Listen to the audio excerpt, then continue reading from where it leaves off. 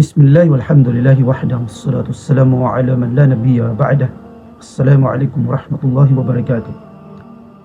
Naiulat na ang mga sahaba sa kapanahunan nila na dumaan sa kanila ang napakalungkot na araw. Ito po yung pagkamatay o ang pagpanaw ng Rasulullah sallallahu alaihi wasallam. Mayroon iba sa kanila nang mamatay ang Rasulullah sallallahu alaihi wasallam, tumigil na sa pag-iibada. Hindi na sila nagdarasal, hindi na, tumigil na sa pagsamba. Mayroon naman iba sa kanila nanghihinaan ng loob.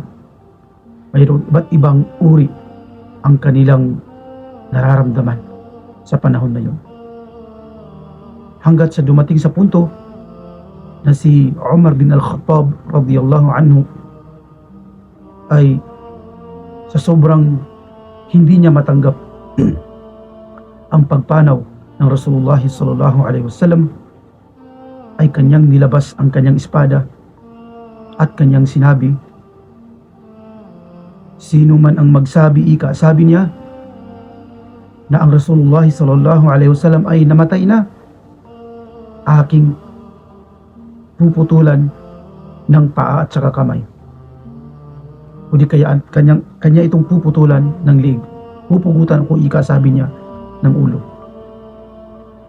Sa labis ng kalungkutan na yun, mga kapatid sa pananampalataya, dahil na rin siya hindi napigilan ni Umar bin Al-Khattab ang kanyang damdamin, hindi niya ito matanggap.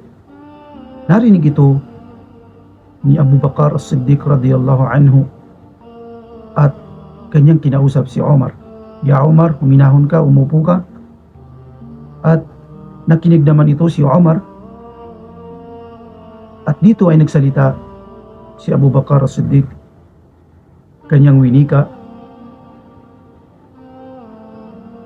at nabanggit sa banal na Quran sa Suratul Imran na ang aya ay 144. Sinabi ni Abu Bakar As-Siddiq, kanyang sinabi, وَمَا مُحَمَّدٌ إِلَّا رَسُولٌ قَدْ خَلَتْ مِنْ قَبْلِهِ الرُّسُلُ. At sinabi niya,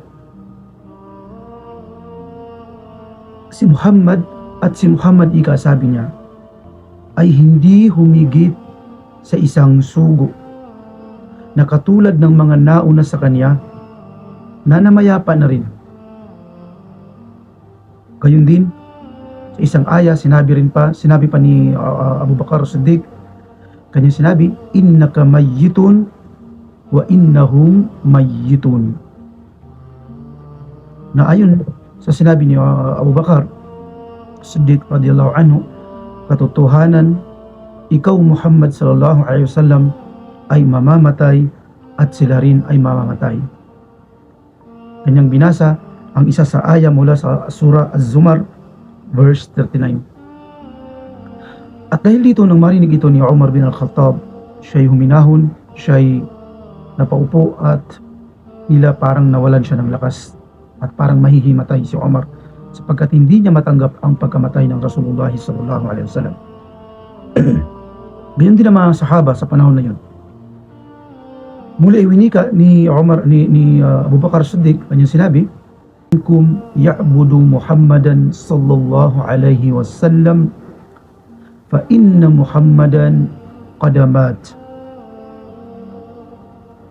wa man minkum ya'budu Allah fa inna Allah hayyun la yamut. Subhanallah, napakagandang wika na ito ni Abu Bakar As-Siddiq radiyallahu anhu na kanyang sinabi, at sino man sa inyo ang sumamba kay Muhammad sallallahu alaihi wasallam sa kanya nawang kapayapaan, tunay na si Muhammad ay namatay na o patay na. Subalit kung sino man ang sumamba sa Allah, katotohanan, ang Allah ay laging buhay. Hayyun, hayy, palaging buhay at kailanman ay hindi namamatay. Allahu Akbar. Mga kapatid sa pananampalataya, gayon din sa atin. Sa paglipas ng Ramadan, mayroon iba sa atin na tumitigil na rin sa pagsamba. Pagkaraan ng Ramadan, natapos ng Ramadan, tumigil na rin sila sa pagsamba. Na tila baga parang sumasamba lamang sila sa buwan ng Ramadan. At sino man ang sumamba sa Ramadan, tunay na ang Ramadan ay umalis na o natapos na. Subalit sino man ang sumamba sa Allah, innallaha hayyun la yamut. Sino man ang sumamba sa Allah, tunay ang Allah ay palaging buhay at hindi kailanman namamatay. Kahit mga kapatid sa pananampalatayang Islam, sa pagtapos ng Ramadan na ito, sa nakalipas na Ramadan, huwag po tayong tumigil sa pagsamba sa Allah subhanahu wa ta'ala. Tuloy-tuloy po ang ating mga ibadah. Higit lalo ang 5 beses na pagdarasal. Dahil kabilang sa tinatanggap ng Allah subhanahu wa ta'ala ang ating mga pag-iibada sa buwan ng Ramadan, ang pagkakamit ng takwa o takot sa Kanya, ay nagbubunga ito ng kabutihan na kung halimbawa sa panahon na hindi pa dumating ang Ramadan, ay hindi ka nagdarasal, subalit nung pumasok na ang Ramadan, ay napakasigasig natin sa pagsamba at pagkaraan nito, pagkatapos ng Ramadan ay nananatili ka sa pagsamba na iyon.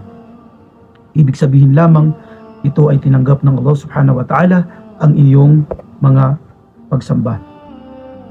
Gayon din mga kapatid sa pananampalataya, marapat natin na ipagpatuloy ang ating pagsamba hanggang sa tayo ay datnan ng kamatayan.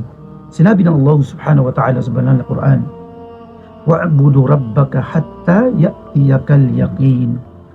At sambahin ninyo ang Allah, sambahin mo ang Allah hanggat sa dumating sa iyo ang yakin o katiyakan o di kaya ang kamatayan. Kahit mga kapatid sa pananampalataya, sambahin natin ang Allah sa loob ng Ramadan o sa labas ng Ramadan o sa lahat ng panahon hanggang tayo ay datnan ng kamatayan, at huwag na huwag nating hahayaan na tayo ay datnan ng kamatayan, na tayo ay lumalabas sa Islam o hindi gumagawa ng pagsamba sa Allah subhanahu wa ta'ala. Sinabi ng dakilang Allah subhanahu wa ta'ala sa banal na Quran, ya ayyuhalladhina amanu taqullaha haqqa tuqatih wa la tamutunna illa wa antum muslimun. O kayong mga mananampalataya, inyong katakutan ng Allah subhanahu wa ta'ala ng tunay na pagkatakot, at huwag na huwag ninyong hayaan na kayo ay datnan ng kamatayan maliban na lamang kayo ay nasa loob ng Islam, maliban na lamang na kayo ay mga Muslim. Allahu Akbar.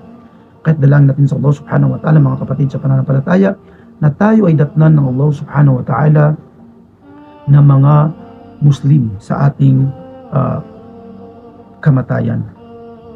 Wallahu a'lam, wa sallallahu ala nabiyina Muhammad wa ala alihi wa sahbihi ajma'in. Assalamu alaikum warahmatullahi wabarakatuh.